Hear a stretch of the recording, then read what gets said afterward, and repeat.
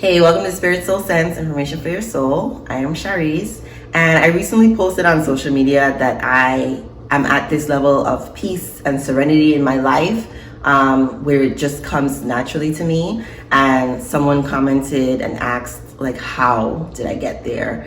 And so in this video, I just want to go through some of the things that I did over the years that has led me to this present moment of a lot of peace. My life is just really, really full of peace. I grew up Christian, and Jesus Christ has been a constant in my life. I have a video called Jesus is a Homie because I love Christianity. I love Jesus, not in the way that, Christians do, but I feel like Christianity really lays out how to live your best life, how to live a peaceful life, and like how to just cast all your worries and all your troubles to God. So that's always been a part of my life. So I've never been like an aggressive, rah kind of person. I've always had, some level of peace. Now I'm just like on level 10,000 Shareece, okay? But God has always been a constant in my life. Prayer has always been a constant in my life. Journaling has always, since junior high, 12, maybe before that, has always been a constant in my life. Those are things that I've been doing since I was young. So just to give you a sense of like point A to point B, it's not like I was ever at a rock bottom, like when you think of someone who's addicted to drugs, or I was never there. My life has always been going pretty well. My ability to enjoy my life, so the joy that I experience and the peace that I experience is, just like on level 10,000. The one caveat that I want to add is anything that I say in this video, I've practiced. I like to say my journey started 10 years ago. I'm 30 now. So like around when I was 20, I read my first self-help book, specifically aimed at, I want my life to be better. And that was The Power of Now by Eckhart Tolle. I'll have all the books I mentioned in the description box. I also really like The Seed of the Soul by Gary Zukav. The Four Agreements is a really simple book. Like, I think if you do those things, you will probably see differences in your life. And another book, Don't Sweat the Small Stuff, and it's all small stuff. I really like that one. It reminds me of a devotional. At the time when I got this book, I was looking for a non-religious devotional, and this helped fill that void in my life, because my mother is like all about, Christian devotionals, and I was getting Girlfriends in God devotional daily via email, and I wanted to replace it with something, and that was it for me. I also tried, what's that book called? A Course in Miracles. I need to revisit that because it's very, very dense. It's very, very difficult to go through. The wording is sort of Christian-y, but it's not. So it's been a difficult one for me to go through, but I definitely recommend A Course in Miracles. I think if you just do that one book, it can change your life. My life has been changed, but not with A Course in Miracles, although I've only heard really good things about it. Marianne Williamson has a book called A Return to Love that's all about her interpretation of A Course in Miracles, and I think that book is beautiful. It's a beautiful, Marianne Williamson's book is a beautiful book. I love that one too. Remember, you read the book, you practice what's in the book. I also had two therapists. My first therapist, the goal in mind, I think it's helpful for you to have a goal in mind when you go into therapy.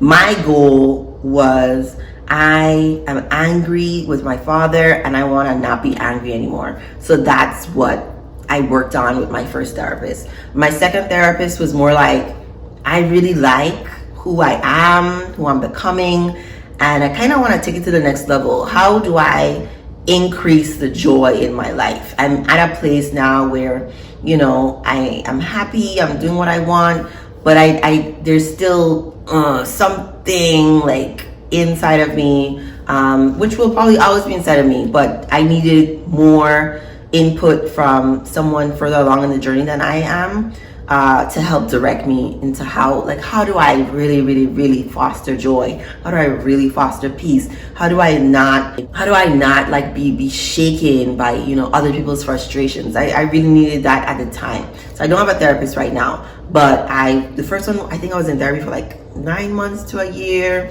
The second one, was it a year? It might have been a year. It might have been a year and a half. Whatever amount of time you're able to do. And I know everyone's situation is not the same. You may not have health care or access to someone who's competent. If they're Black, if that's important for you. My first therapist was white. My second one was Black. I think you just need to find someone who resonates with you. If going to therapy resonates with you, and if you have the access to it. In addition to therapy, other relationships in your life are very important. I heard this one quote about you are the 5 people who you come in contact with the most. So it's very, very important that you really put some thought into who you choose to be in your circle. So I ended friendships because they weren't healthy, they weren't serving me, they weren't positive people, they weren't living their best life. I also transitioned friendships. So people who were in, one capacity, I asked them if we could do something a little bit different, and I ended my abusive relationship. Remember that these are things that I'm doing over years. It's not like one day all of these things happened. It's one, the realization that this relationship isn't making me feel good. 2, is this a relationship worth continuing or ending? Is there a way to transition this? Because there's a whole other person on that end too.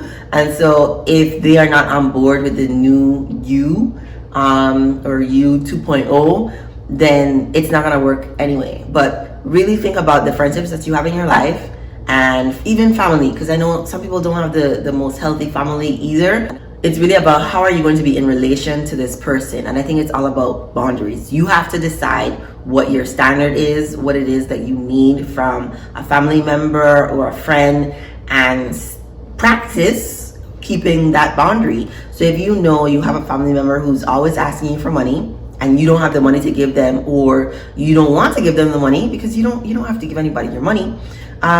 You have to figure out how are you going to communicate it with that person? How are you going to release any guilt or shame that you're feeling?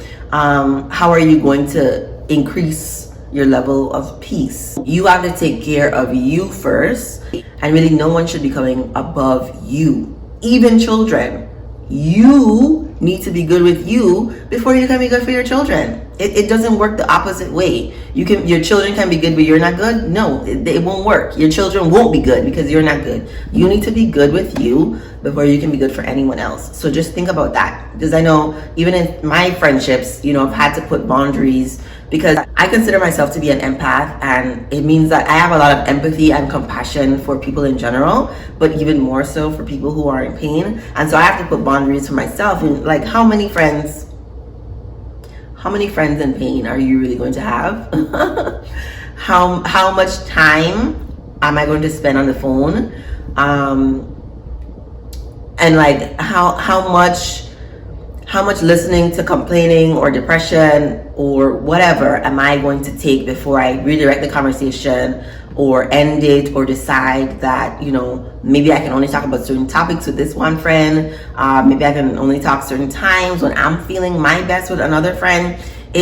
Whatever it is for you in your life, you have to figure it out and then stick to it. And then if it's not working, evolve it. You can always change what your boundaries are, but you just gotta be really clear in your communication about what those are, especially with the other person, because that's a whole other person. They have feelings too. And in these friendships too, one of the things that I stopped doing was gossiping. Gossiping used to be a way for me to bond with friends. I don't gossip anymore.